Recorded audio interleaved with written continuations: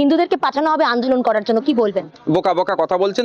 তিনি শুধুমাত্র ভোটের রাজনীতি করেন, শুধুমাত্র যে এর থেকে কিভাবে তাদের ভোট দেওয়াবে এই চেষ্টা করেন।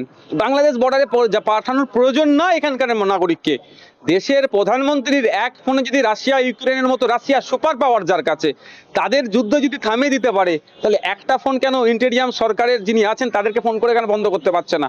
আমরা বাংলাদেশে যে সমস্ত ঘটনা ঘটছে, যতটুকু জানতে পারছি, যতটুকু দেখতে পাচ্ছি, চিন্ময় কৃষ্ণ দাস মহাশয়কে গ্রেফতার, এবং তাকে যখন কোর্টে প্রডিউস করেছিল সেই সময় প্রডিউসের পরে এক অ্যাডভোকেটকে কুপিয়ে খুন করেছে, এই সমস্ত যে ঘটনা ঘটছে তীব্র ধিক্কার নিন্দা জানাচ্ছি।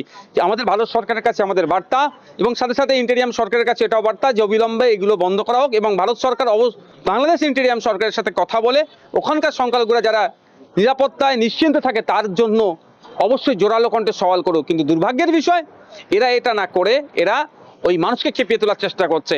এদেরকে আপনি প্রশ্ন করুন, মণিপুরেও তো আজকে আদিবাসী বিভিন্ন সমাজের মানুষরা কিভাবে আক্রান্ত হচ্ছে, তাদের ধর্ষণ করে তাকে জ্বালিয়ে দিচ্ছে। এই বিষয়ে দুটো কথা বলবেন, দেখবেন মিডিয়ার সামনে মুখ খুলবে না। এদের প্রশ্ন করুন, উত্তরপ্রদেশে মসজিদের সার্ভে নামে কিভাবে ওখানে চার থেকে ছটা মুসলিম ছেলেকে, সে তো ভারতীয়, সেও তো নাগরিক, তাকে খুন করা হলো গুলি পুলিশ রাষ্ট্রের দ্বারা।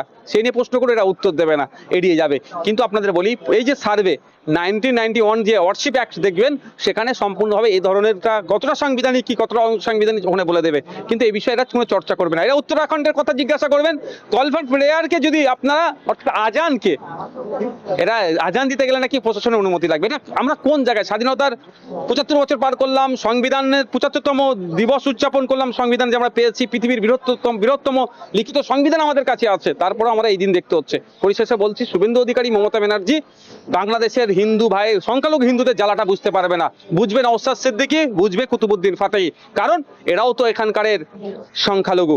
আমি আবারও বলবো যে সারা পৃথিবীতে সংখ্যালঘুরা অত্যাচারিত হচ্ছে, কোনো জায়গায় ধর্মের কারণে, জাতের কারণে, বর্ণের কারণে, ভাষার কারণে, কালচারালি যারা মাইনরিটি সেখানে তারা আক্রান্ত হচ্ছে। এটা অবশ্যই বন্ধ হওয়া দরকার। যে যেখানে আছে